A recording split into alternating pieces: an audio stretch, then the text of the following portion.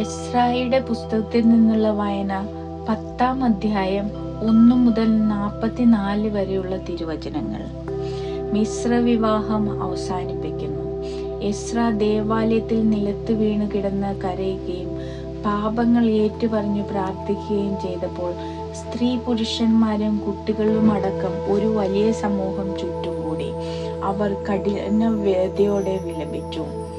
ഏലാമിന്റെ കുടുംബത്തിൽപ്പെട്ട യെഹിയേലിന്റെ മകൻ ഷക്കാനിയ എസ്രായോട് പറഞ്ഞു, നാം നമ്മുടെ ദൈവത്തോട് അവിശ്വസ്തത കാണിച്ച് ദേശത്തെ അന്യ സ്ത്രീകളെ വിവാഹം ചെയ്തു. എങ്കിലും ഇസ്രായേലിന് ഇപ്പോഴും ആശയ്ക്ക് വഴിയുണ്ട്. അങ്ങും നമ്മുടെ ദൈവത്തിന്റെ കൽപ്പന ഭയപ്പെടുന്നവരും അനുശാസിക്കുന്നതനുസരിച്ച് ഈ ഭാര്യമാരെയും കുട്ടികളെയും ഉപേക്ഷിക്കുമെന്ന് നമുക്ക് ദൈവത്തോട് പ്രതിജ്ഞ ചെയ്യാം. ദൈവത്തിന്റെ നാമം അനുശാസിക്കുന്നത് നാം ചെയ്യും. എഴുന്നേൽക്കൂ, ഇത് ചെയ്യേണ്ടത് അങ്ങാണ്. ഞങ്ങളും അങ്ങയോടൊത്തുണ്ട്. ധൈര്യപൂർവം ചെയ്യുക.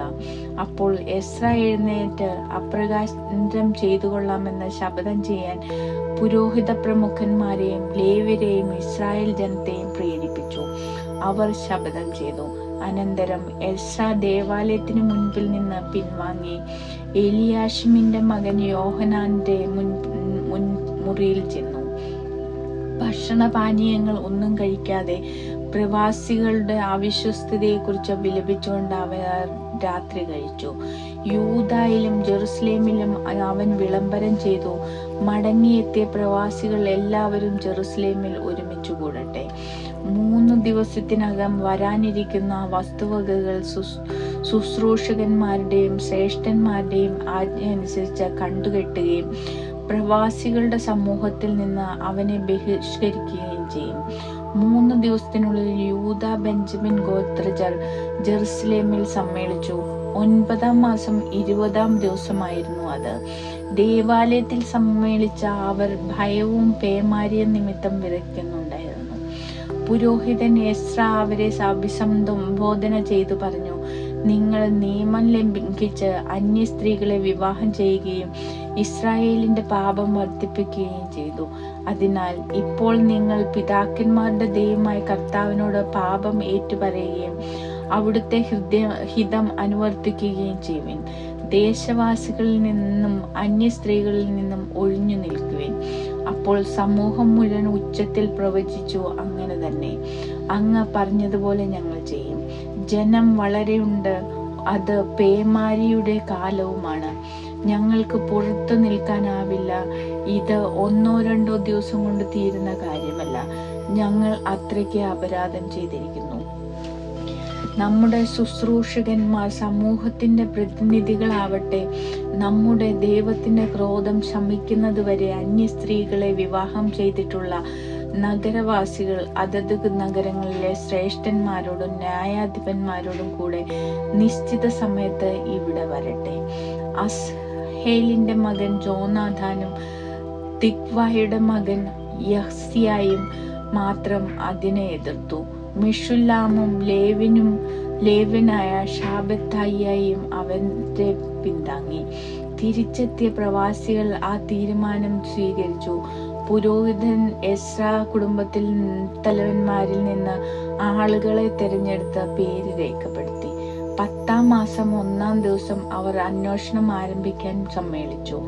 1-ാം മാസം 1-ാം ദിവസം ആയപ്പോൾ അന്യ സ്ത്രീകളെ വിവാഹം ചെയ്തിരുന്നവരുടെ വിചാരണ പൂർത്തിയായി. പുരോഹിത പുത്രന്മാരിൽ അന്യ സ്ത്രീകളെ വിവാഹം ചെയ്തവർ യോസാദാക്കിന്റെ മകൻ യേശുവയുടെയും സഹോദരന്മാരുടെയും സന്തതികളിൽപ്പെട്ട മസേയ, എലിയേസർ, യാറിബ്, ഗദാലിയ.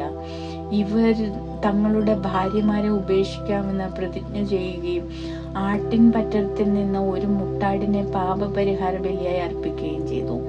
ഇമ്മറിന്റെ പുത്രന്മാരിൽ ഹനാനി, സെബദിയ. ഹാരിമിന്റെ പുത്രന്മാരിൽ മാസേയ, ഏലിയ, ഷെമേയ, യെഹിയേൽ, ഉസിയ. പഷ്രൂവിന്റെ പുത്രന്മാർ എലിയോവേനായി, മാസേയ, ഇസ്മായേൽ, നെത്തനേൽ, യോസബാദ്, എലാസ. ലേവ്യരിൽ യോസബാദ്, ഷിമേയി, കെലേയ, അതായത് കെലിത്ത, പെത്താഹിയ, യൂദ, എലിയേസർ. ഗായകരിൽ എലിയാഷിബ്, വാതിൽ കാവൽക്കാരിൽ ശല്ലൂം, തെലേം, ഊറി.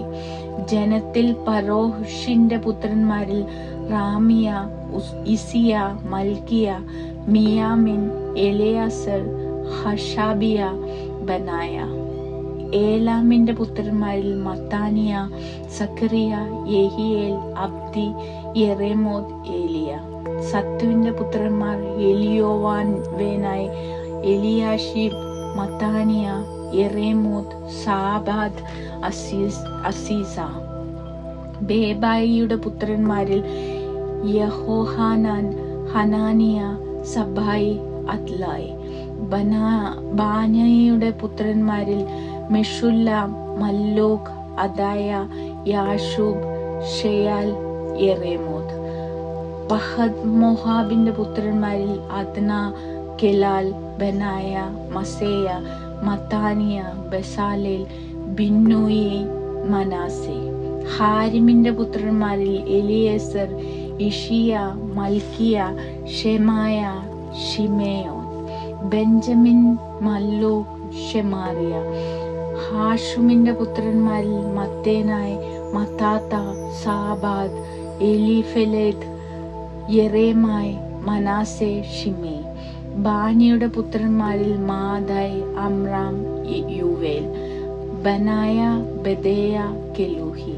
വാനിയ, മെറേമോത്ത്, എലിയാഷിബ്, മത്താനിയ, മത്തേന്യായി, യാസു.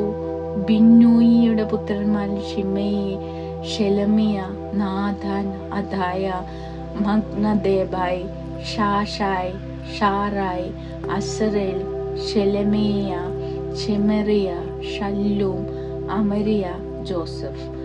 നോബായുടെ പുത്രന്മാരിൽ ജയിയേൽ, മത്തിത്തിയ, സാബാദ്, സെബീന, യദ്ദായി, ജോയേൽ, ബനായ എന്നിവർ അന്യ സ്ത്രീകളെ വിവാഹം ചെയ്തിരുന്നവരായിരുന്നു. അവർ ഭാര്യമാരെയും മക്കളെയും ഉപേക്ഷിച്ചു.